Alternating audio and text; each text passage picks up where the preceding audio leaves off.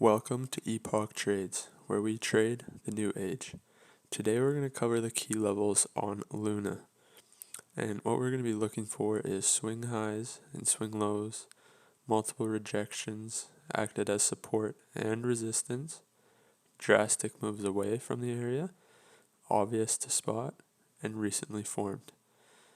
And just keep in mind that this is our key level criteria, but the level does not have to have all of these for it to be a key level. So let's get started on the monthly here and spot our most obvious level, which is the swing high.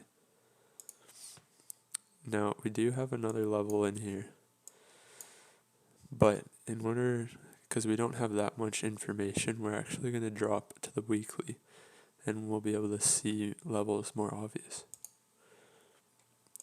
So right on the weekly, we can see how price reacted to this monthly key level. Price came up, reversed. Price came up, reversed. But what we do see is there's a level right here where we had a rejection,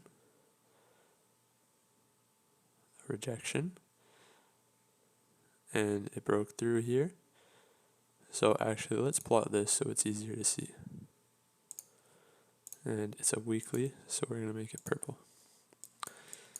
So what do we see here? Price came up, reversed. Price came up, reversed. Price came up, broke through, pulled back to the same level. We've seen a reaction with these long wicks sticking out, and price reversed up, hitting our key monthly level. So now as we see price going down, we all know what happened to Luna, but there isn't really much more that we can do here. We could maybe plot something right on the bottom and then go down to the daily time frame to more fine-tune this recent price action. But what we have is basically what we can do with the chart. What I do see is another level on the left here though. The first swing high where price came up, got rejected, and reversed.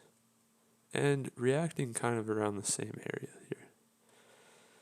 So there you have it, is our Luna key levels on the higher time frames. Thank you for watching. Hope you enjoyed, and subscribe for more videos.